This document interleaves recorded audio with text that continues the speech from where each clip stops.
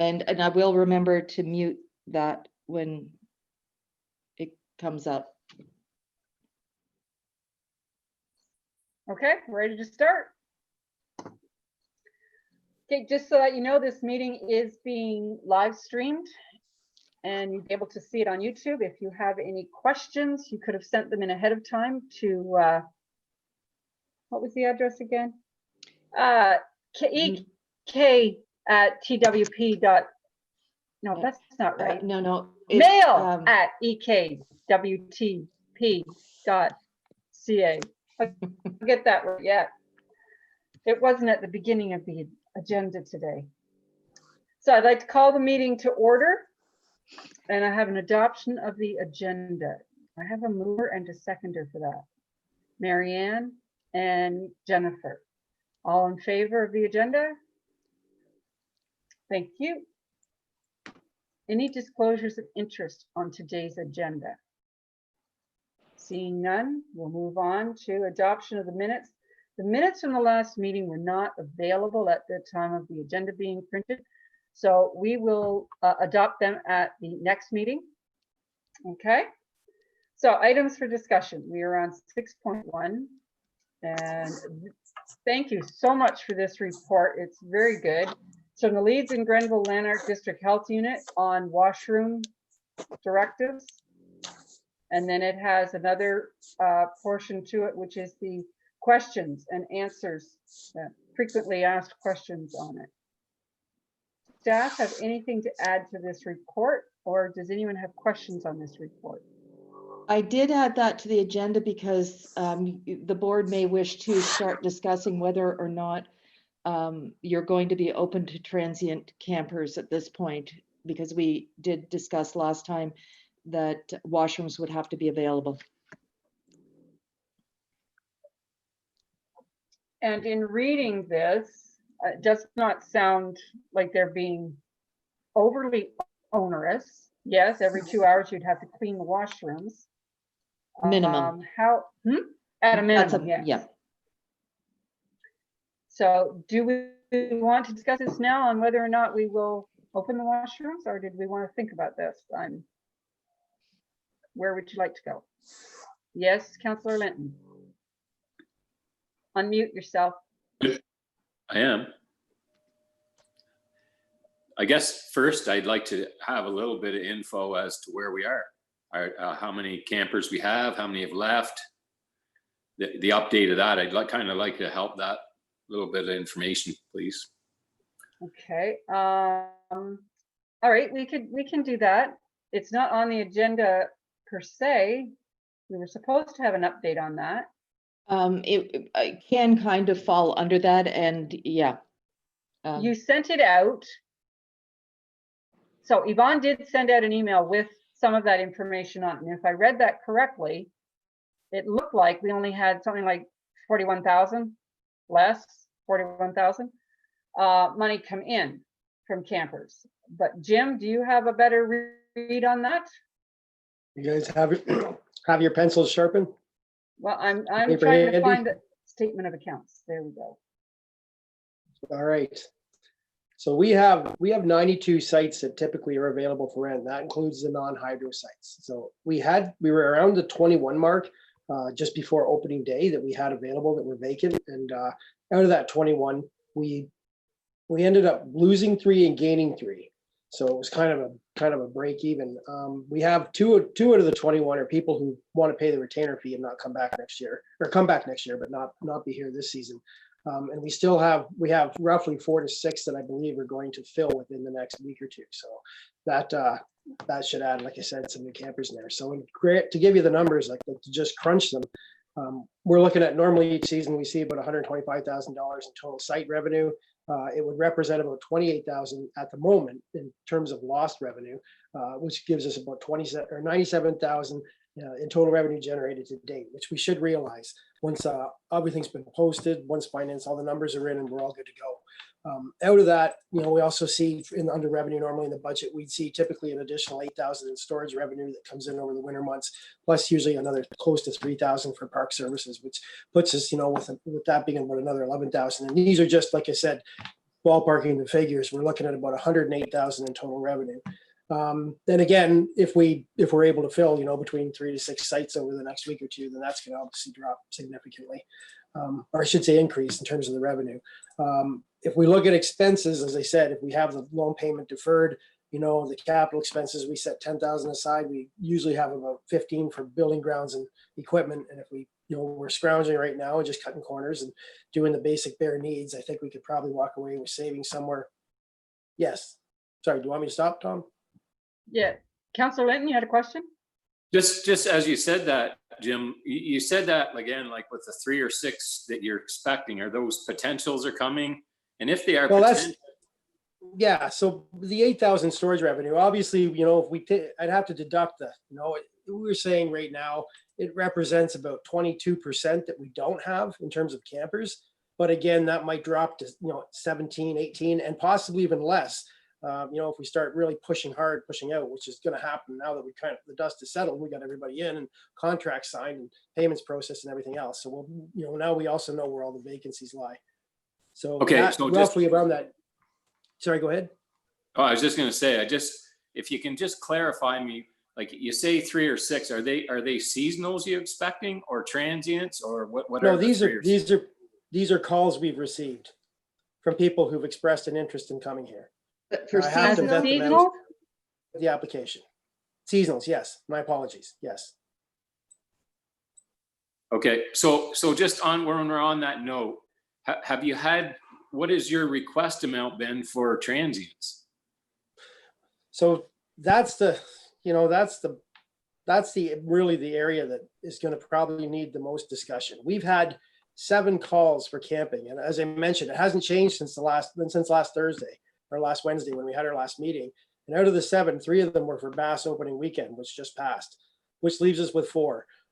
People have called, they've asked questions, is it going to be open? But we really haven't seen anything. And I put a chart together for you guys. I couldn't get it out in time for the meeting, but just something that I'm going to hold this up, and I'm not sure if you can see it. I know it's very small, but it kind of gives you the idea that we're looking at, where typically we want to be in terms of revenue generation and whatnot. Is that reverse the image?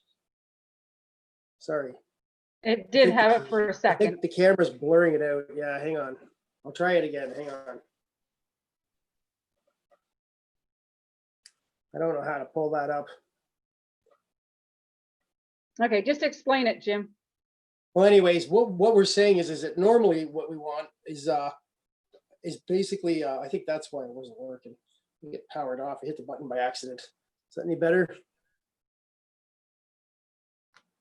So we're looking at that area in red is where we don't want to be. And what that is that means those are the expenses we're going to incur if we open up bathrooms and showers, but we only see 3 or 4 people who actually come in and camp. Now, it may rise once people become aware, but typically in order to, our costs for bathrooms, like I said, we order about $5,000 in supplies. If we cut that back in half and then assume that there's also staff salaries and whatnot dedicated to that, you're looking at you're going to be looking at somewhere, to break even points, usually around 3,500.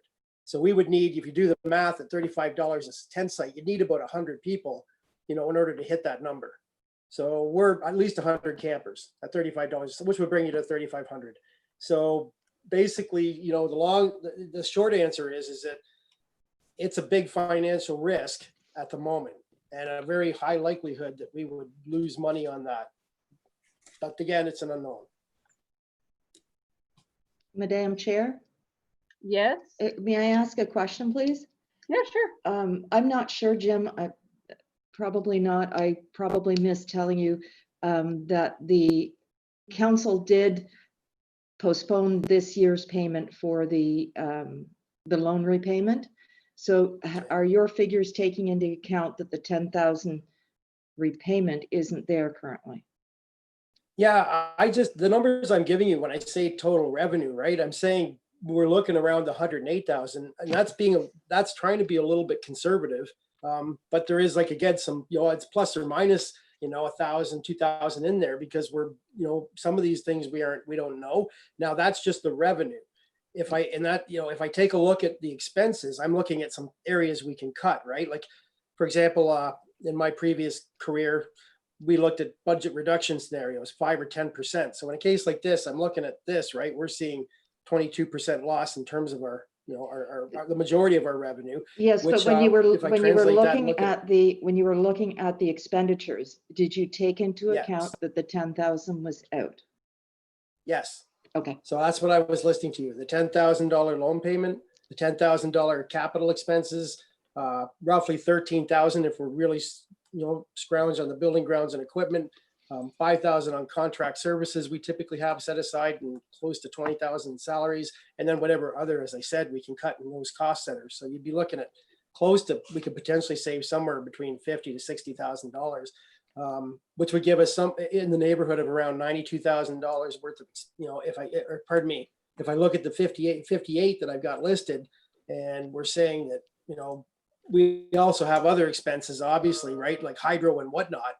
So if I deduct the 58 from the 150 that we normally spend, that would leave us with about $92,000 in expenses. So with revenue around 108, you know, as I was saying last week, I feel comfortable going into this, but I'm not going to lie, I'm nervous about cutting into any of those areas, because again, it would just add to the overall expense line, and that's where I get a little antsy. I prefer to go in with a bit of a warm, comfy feeling than that. You know, I don't know. This could be tight. Does that help? Does anything there? Or is it as clear as mud to everyone? Clear as mud? Yes, Mayor, you're I guess saying you to- understand. Okay. Yeah, to summarize Jim? it, like just to summarize it and keep it simple, I'm saying we're looking at about $108,000 in revenue, I would say conservatively, and we're looking at about $92,000 in expenses. But that could change drastically.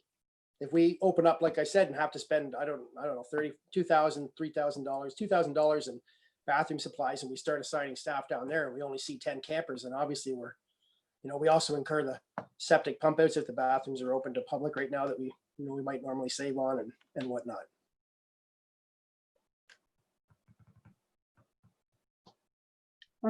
Okay, what are your feelings, people? Jennifer, did you have a comment? Well, I'm just wondering last year for transient camping was a little slower than the year before. And that was due to the lack of baseball in the park. I'm hearing lots of people that are looking for spots to go to transient. So it's a fine line. Do we want to open and then start out with what supplies do we have left over from last year, Jim? We usually order in bulk each year so that because we get a better discount if we buy it once rather than 10 times, and that usually carries over into the following year. And we're at the end of our bulk supplies, so we're down to bare minimum right now. And you did touch on a key point with regards to the baseball revenue. Our transient sales last year actually wasn't that bad. We were around, I think, 11.4, which is actually pretty good. We budget around 14, but 14's always been high for us. So we were fairly busy or steady, but again, that without the baseball revenue too, there is a component of that we've always known, right? Roughly, I'd say around 9,000. On a normal year, 8,000 that typically is the baseball revenue. We've been seeing a shift where we've been seeing more people coming in for what I would call vacation stays. So, RVs that are staying for 1 week, 2 weeks, a month, that sort of thing, which has been a significant help for us. And that's played a big role in terms of our transient revenue. So that's been increasing, I guess, as we make improvements to the park. We just haven't had any calls or any requests in that regard so far. And so, that's just what we're seeing on this end. Okay, so my feeling is that, honestly, if we open up, transient generates revenue. That's the bottom line. Our transient prices are $40 for hydro per day, $30 for non-hydro per day, correct? 35 for non-hydro, yeah, 40 Okay. for hydro. So, for me, I would say, let's increase the transient rate to 45 for hydro and 40 for non-hydro. We've increased rates for the campers as a rule, you know, to try and minimize our losses. So I think if we're going to increase for our seasonal campers, an increased fee for our transient would also help reflect or help hopefully to balance out some of our loss, if any. But I mean, even going up the $5 each, we're still under what a lot of the campgrounds in the area charge for transient camping. So, I mean, $5, that would be my suggestion. Marianne? Could we consider And- allowing and transient, Tom. could we consider allowing transient camping for people with self-enclosed bathrooms and maybe not tents? Then we wouldn't have to open the bathrooms. That's a possibility as well. But what happens if we get more people wanting to tent than trailer? I mean, we do have the 5 lots at the front coming in that are hydro, Jim. Is it 5 or 6 for transient? We do, there? we have 6, but to be honest with you, Okay. if I were, my recommendations on this would be that I don't think the tent site is the way you want to go. I think definitely the RV, and as Marianne said, with contained septic, which allows you to keep the bathrooms and showers closed. And what that does is allow you to kind of lock down that potential expense and still allow the transient component to come in. I think if we're getting into tents, like I said, it was, as I was saying, that chart, it puts us in a red zone, and we have to have a minimum of 100 just to really roughly around that mark, just to break even. So you have to ask, you know, and when we do that obviously that's going to take people off of other areas when we're also looking at increasing coverage. Councillor Linton, and then Yvonne. So I'm trying to wrap my head around this to make the decision on the bathrooms. So last time we were at roughly a $15,000 loss at the camper situation as it was, correct? Now we've moved the, sorry? Forgive me, I didn't know which date you were saying as of which. Sorry, Tom. We had a $50,000 we had a loss as of- projected loss.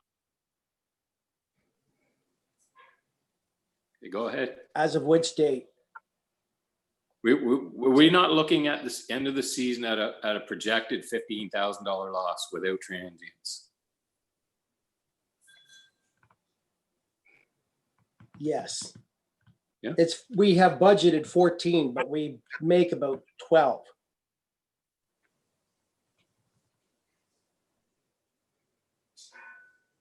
Yvonne? I was just wondering if, when you're accepting transients, would you look to accept half the number that we would normally, just to be able to space them out a little bit more? Just out of curiosity. I don't know if spacing them out anymore would be required.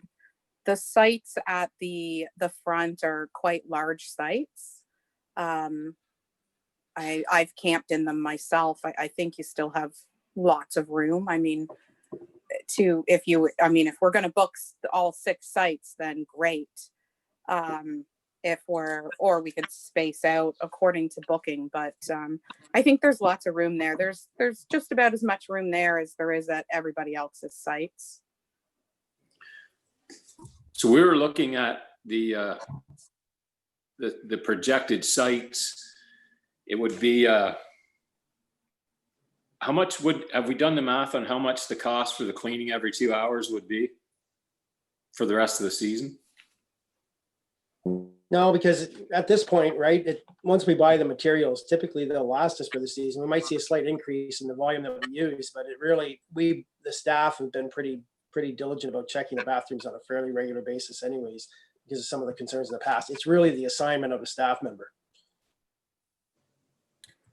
Okay, I've got a silly question. How many transients, last year you said, I heard that it was less than the other years. How many transients did we have last year? Well, we saw $11,353 in revenue for an account we had budgeted 14. And I think the year before we were around 12.5 maybe. Okay, so what does that equate to in numbers of campers? And is that That is- 100 days that you need sites rented, or 100 people to rent sites for a weekend? I can't, those numbers, I couldn't give you those numbers. We'd have to go and calculate, because sometimes, I mean, it could be one camper that pays, 300 for a month or 400 for a month to stay on a site, right? It could So it's be days, 6 it's number tents that of, stay on one site at $35. it's number of days that you need transients. So So Forgive 100 me, days maybe- at $35 a night or $40 a night. No, sorry, I may have misled you there. It's 100, you need 100 campers. Like, we charge per tent site. So a tent site includes 2 adults, 4 children, obviously with exceptions for Yeah, if it's a that's, bigger family. I get that part, Jim. You're missing the point. Yep. You You said said you need 100 days, 100 right? You need 100 campers, but are they staying one night or are they staying 10 nights? It makes a difference, because if I'm staying one night, I'm paying $40. If I'm staying, Yes. so if I'm 100 campers and I come in and I stay for a month, that's a lot more money than if I'm 100 campers and I come in and I stay one night. That's where I'm That's trying to get right. to. How many nights? That's right. You could split that out, a myriad of ways, right? So Whatever how we many need to get nights to do you for need that. covered? 100. Well, I can't answer that, because I don't know who's going to come in or for how long. So if you assume, right, that to camp for a month is $600 with an RV, right? We would need, do the math for 3,000, divide by 6, right? 5 people for a month times 600. Okay, so that's all I need to know. I don't need to know how many. Right. I need to know how many nights that Yes. you need covered to make up enough. And what's the total dollars? Is it $10 or is it $10,000 that you're trying to make up here with the transients? Right. Well, if we assume we're aiming to, hit the $3,000 mark, somewhere around there to offset expenses, I mean, we could juggle that quite a few different ways. So that's It 100 could be nights. by week. So for, let's say 6 at 600, for hydro sites, times, right, 5 people. So you need 5 at 600, for hydro sites to hit 3,000. If you had it for by week, right, we charge a different price per week than we do per month or per day. I mean, there's a million different ways you can slice that depending on how long they come in. The numbers are going to be different for each figure is what I'm saying. I Okay. could say to you, we need 2 campers at 600, and then the rest are individuals in tents, right? Might be 30.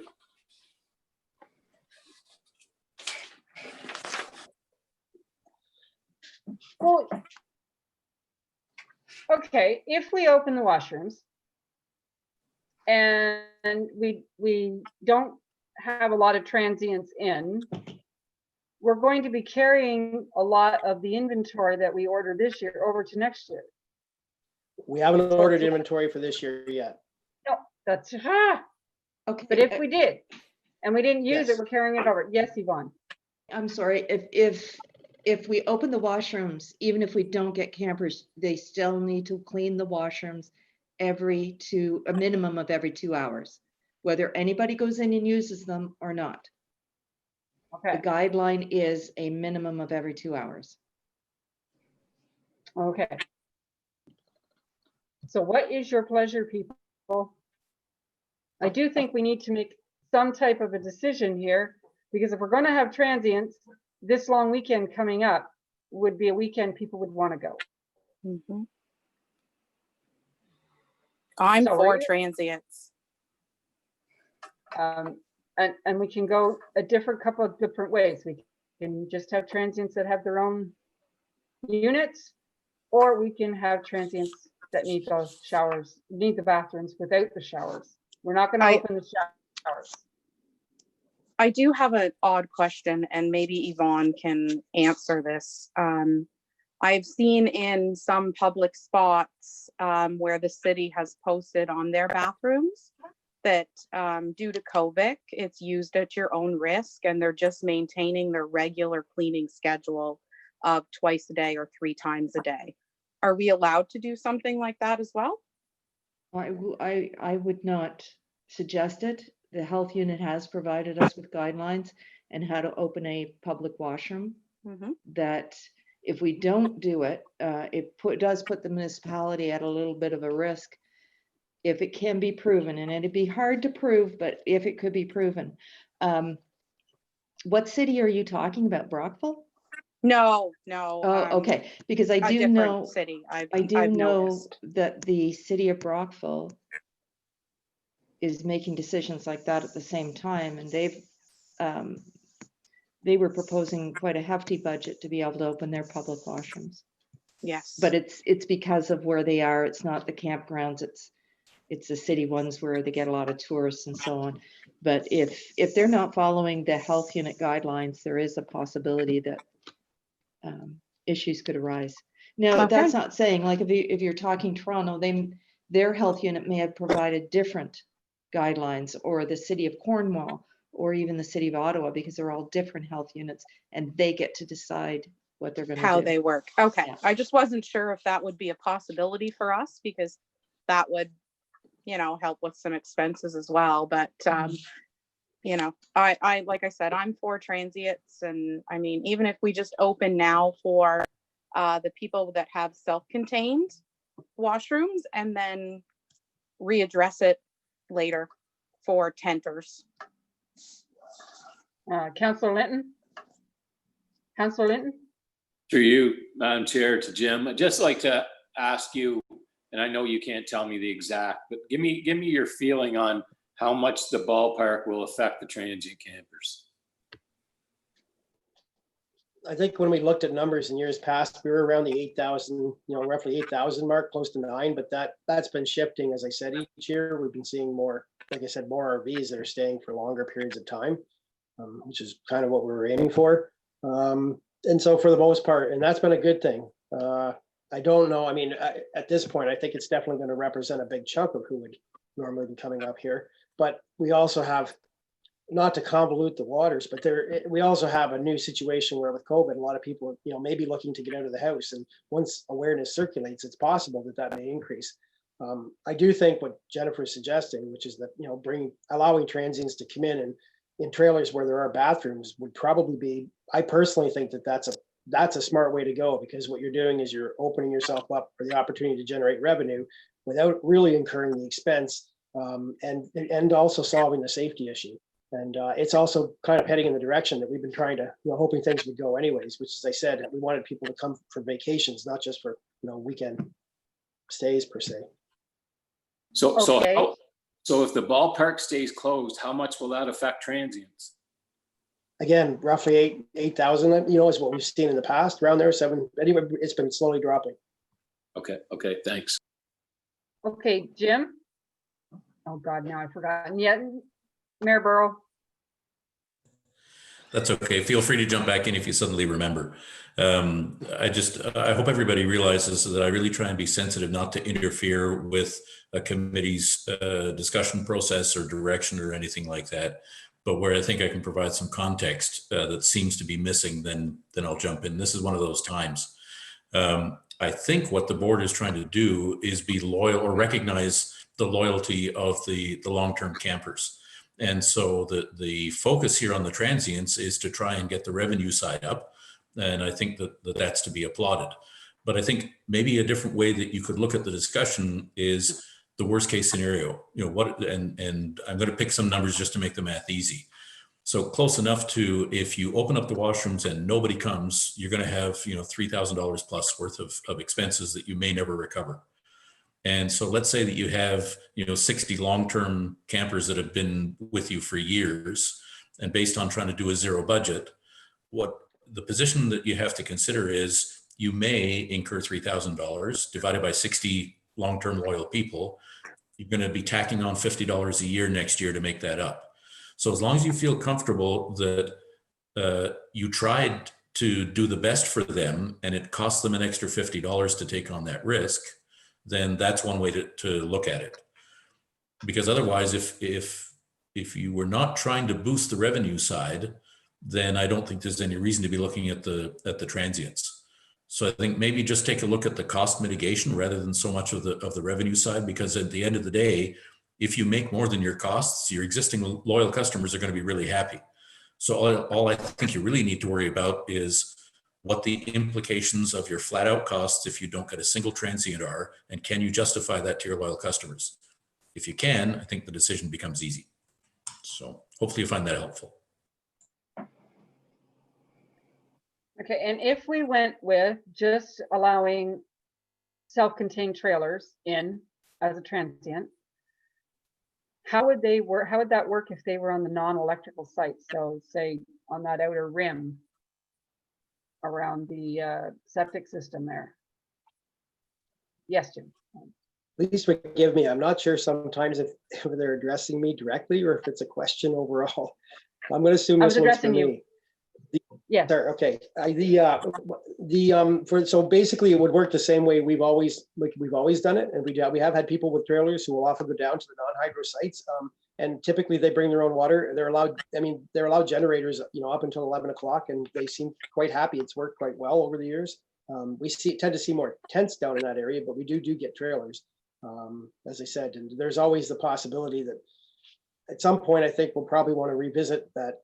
We have a generator rule where they have to shut it down at 11, but there's in the guidelines, but I think in the rules, but I think there's a window there, for these whisper generators that are coming in to potentially relax that, and then in the future change it, because you can't hear them running.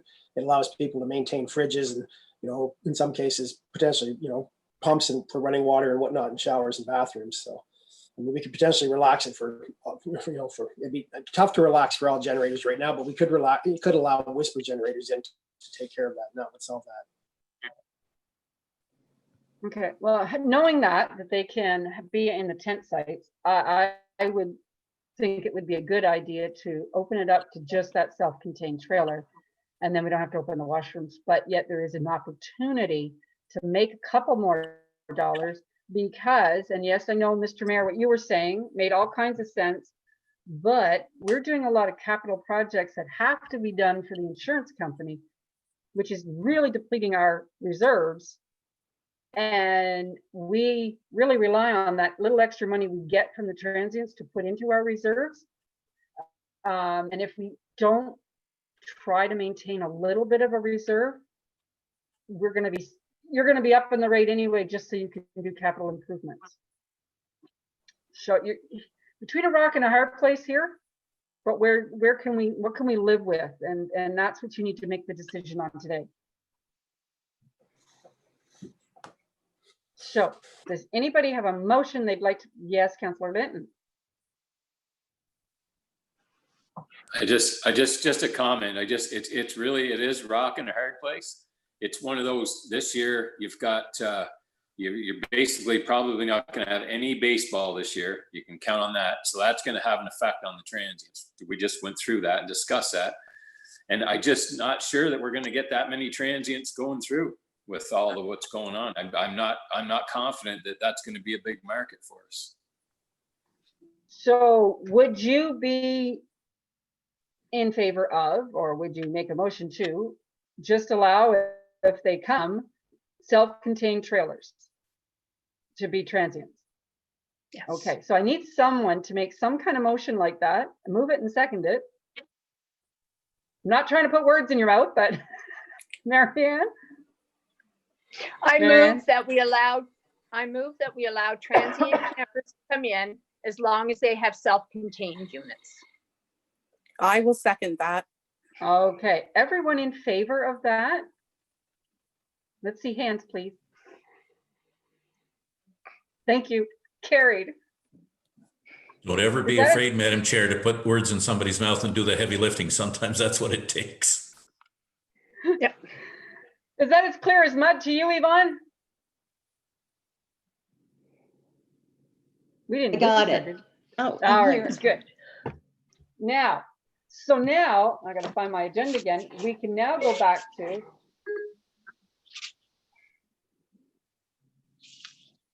Okay, so we've made the decision on the washrooms.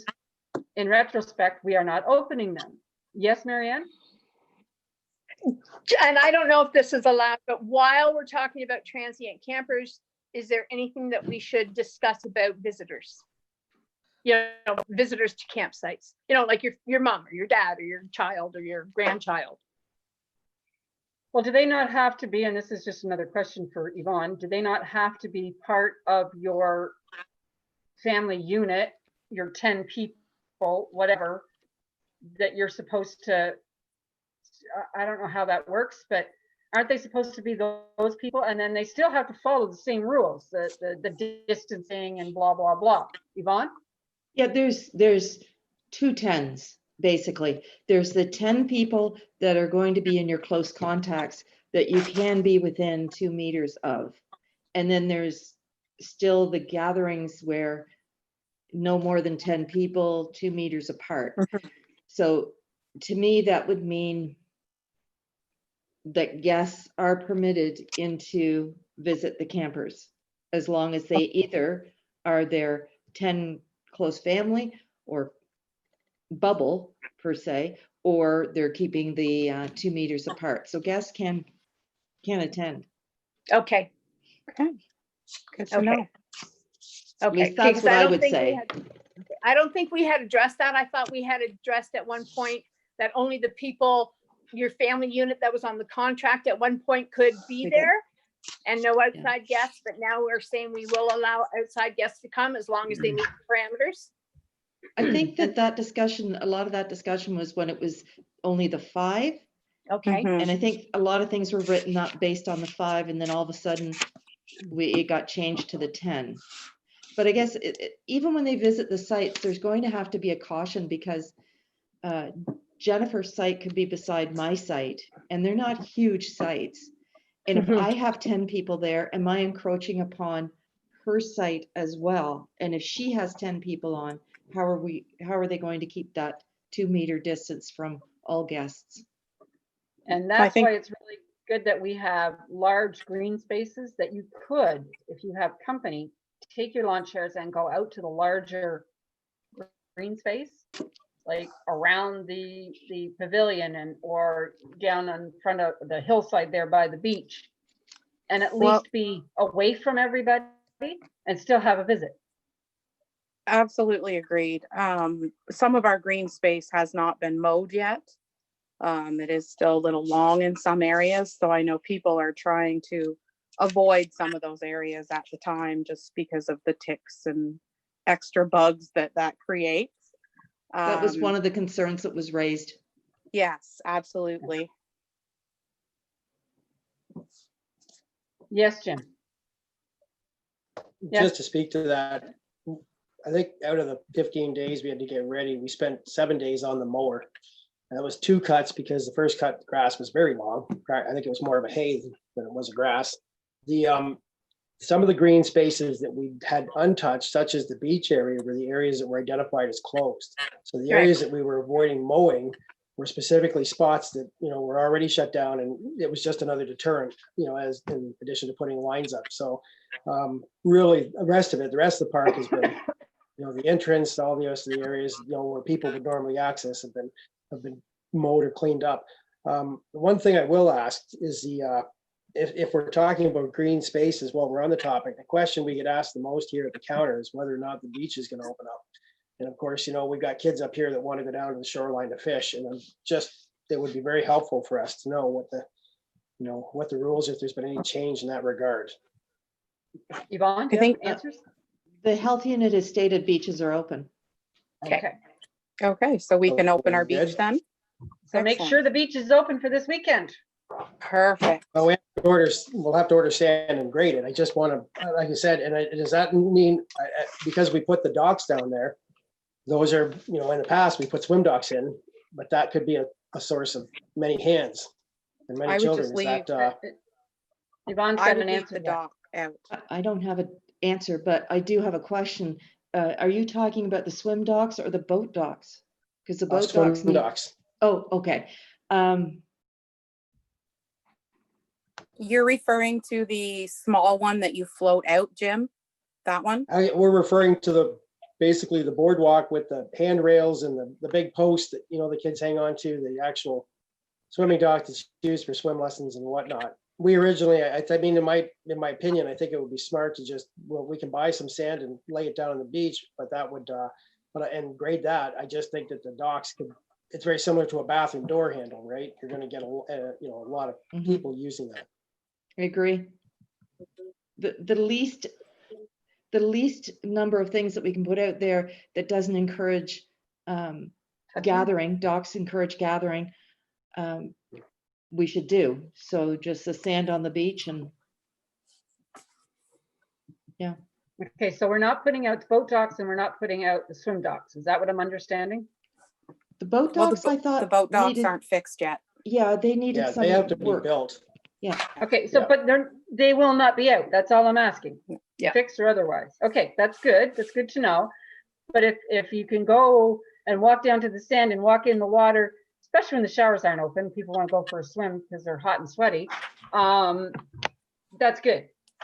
And if it's I'm gonna gonna ask- be, I don't know, it's cold today. I don't think I'd want to go in the water today, but it might get warmer again. Yes, Jim? Just one more question. So we also initially, because of the communal space, and everybody being restricted to the campsite, that 10, as we're looking at opening some of these things up, does that mean that we can remove picnic tables, the ones we've had stored in the pavilion per se, to allow that space for groups of up to 10 in there? Or what exactly, what's the direction moving forward on the pavilion? the pavilion, I would think, should be left as an open space. I would place those 10 picnic tables at least 6 feet apart. If you're going to place them under there at all, to encourage people to stay 6 feet apart. But would you not have to clean those or disinfect those picnic tables? Oh, I never even After- thought of that. Good thinking. Yeah, and that's why Um, one of the reasons we bought. But having said that, I've seen chip wagons that have their picnic tables out 6 feet apart, and they're using it. So Yeah, but are they how about we going check with to that? sanitary after? I'll check Yeah, with I'm the just health wondering, unit tomorrow. I mean, you can Okay. just spray them with Lysol and be okay, but that's a question. I think the pavilion should be available, even if they just take their own lawn chair and sit in there or stand or whatever. And there Yes, are we- sprays now that disinfect in 5 seconds once you spray it on. But it is wood, Yeah. and they have holes in the wood. And can I just check with the health unit, I guess tomorrow morning, Okay, and see what that they would have to be say? good to know. Because Okay, we I could will have do the that. pavilion open and just have no picnic tables in there. Mhm.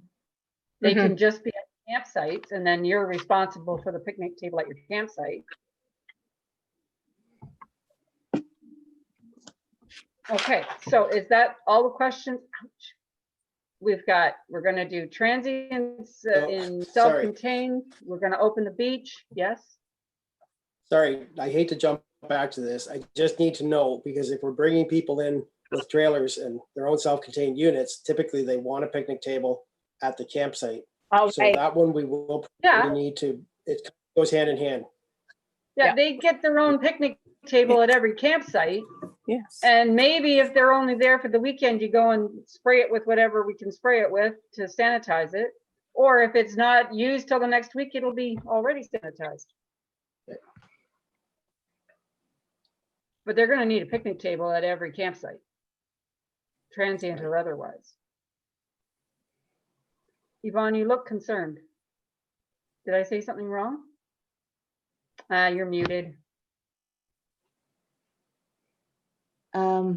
I guess I'll wait till we talk to the health unit, because another option would be to plastic wrap the tops of the picnic table so they could be wiped down. But let me talk to the health unit, because they might just say that we're being overcautious. Who knows? Yeah, okay. So now we are down to correspondence. And we got that email from you, Yvonne, answering all those questions. Did you send those? Yes? Oh, You had a question? the previous, I do have 2 things. The previous information that we discussed at the last 2 meetings has been sent out to the source of the report. That did go out this week. Regarding this particular correspondence, they do sign off when they store there that all risks rest with the camper, not with the Bellamy Park or the township. That if something happens to their trailer while it's there, it is their burden to bear. As with any parking lot. tell you. Yes, Jim. So here's the question I have for that, if I can. I didn't realize this was coming up in this agenda because I was going to prepare something for this, but we've talked to quite a few campers up here. There's been quite a few people, and when I say quite a few, I mean in the 20 range, where we've been experiencing some quite extensive theft and damage during the off season. And this past year, I noticed that in the municipality of Almont, up in up just north of Carleton Place, they were experiencing a lot of theft and damage in Gemmell Park, and the council had passed a motion to allow them to put some kind of deer camera, security camera up there. And I clipped the article out of the paper, and I'm wondering, I know in the past when this has come up, it was something to do with a bylaw. We weren't allowed in a place like this to post those. But in the off season, when people aren't here, I'm wondering why, is there a reason why we cannot put up deer cameras in certain spots as either a deterrent or something, because there's nobody to watch things up here. And I know that in this particular instance with Teresa Wilkinson, she noticed ATV tracks coming into her site with what looked like a trailer, towing behind it. And that's a bit, after a while, there's no incentive for people. The trailers are getting more and more expensive when they're coming up here. And, we've got $90,000 trailers. They're not going to want to leave those if they know that they're unsupervised, even though they sign off on that. We do generate, as I said, a fair bit of revenue from storage. Yes, Yvonne? We've been thinking more and more along the line of cameras in other areas, such as Rouse Corners. We had a little mishap this past weekend with it actually looks like a cigarette got into some flammable stuff in the planter and it burnt the planter. So we are looking at putting them in there. We just have to be very cautious about it. I've talked to a lot of municipalities when we first started looking at this, and the first reaction was it's so hard to do because of privacy issues, but most municipalities are now just doing what we can and throwing the cameras up and not releasing any of that data unless it's to law enforcement agencies. So I have no problem with it, and they're quite easy to do anymore. Yeah, deer Especially- cameras, $100. Yeah, especially during the off season more so. I wouldn't necessarily recommend them for during the season. It's Yeah. more the off season that you need that protection. That would go over exceptionally well amongst the campers that are up here. I would be tickled.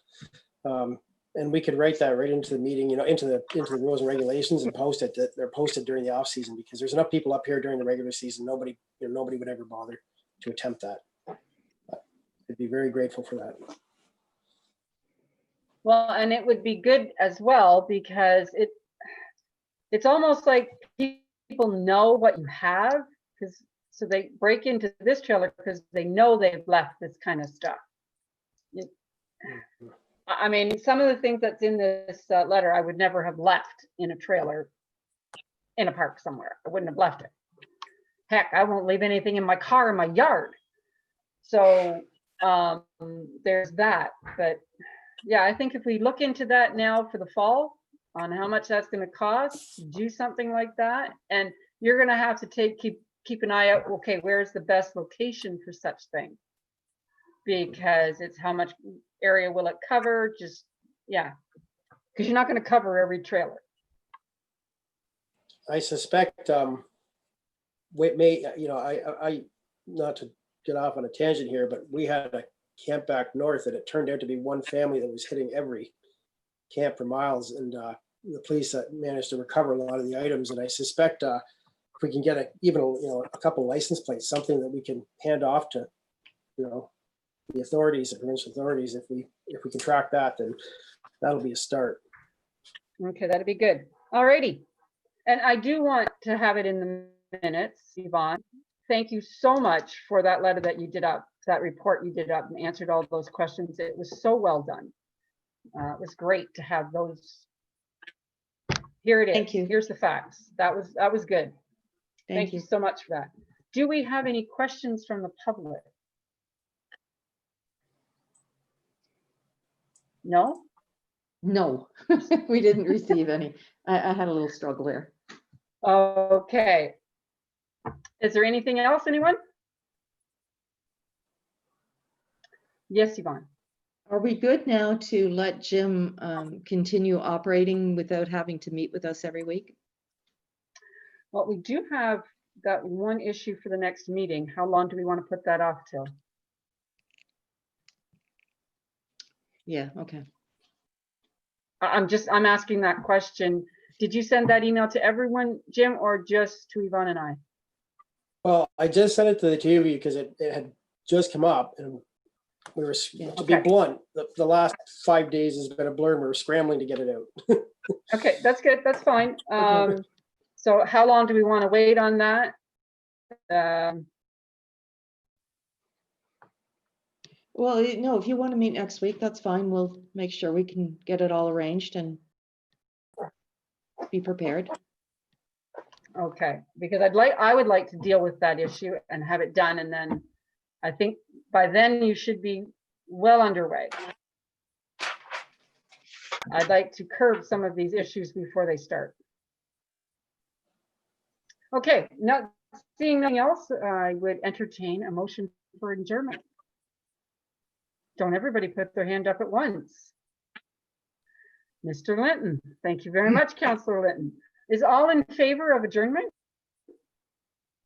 Thank you. All right, next week, just let us know what day is available, and same time, 4 o'clock is good.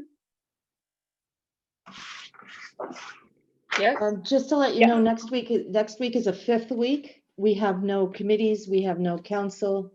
It's Oh, our okay, free so week, pick it- so can we do it next Wednesday at 4 o'clock? I'm not doing it on Canada Day, I'm sorry. Oh, I'm sorry, forgot all about it. All right, so how about the 2nd? Did you want to do it on Monday or Tuesday and get it over with if we're dealing just with that specific item? I vote for Sure. Tuesday. Tuesday? Tuesday's fine by me. Everybody happy? Yeah, Yep. Tuesday at 4. Tuesday, I better put that in my phone so it reminds me. Tuesday at 4. June 30th. Okay, we'll look after the agenda, then the agenda will be out on Monday. Okay. All right. Okay, thank you. So if you have anything else you want on it, but the one item, get it to Yvonne before Friday if she's sending it out Monday. Okay. Because we still have to prepare the documents to be put onto the agenda, so so. Get it to her tomorrow. All right. Thank you Okay. very much, everyone. Thank you very much, Yvonne. We shall talk to you people later. Thank you, everyone. Bye. Have a Okay, good bye-bye. day. Goodbye.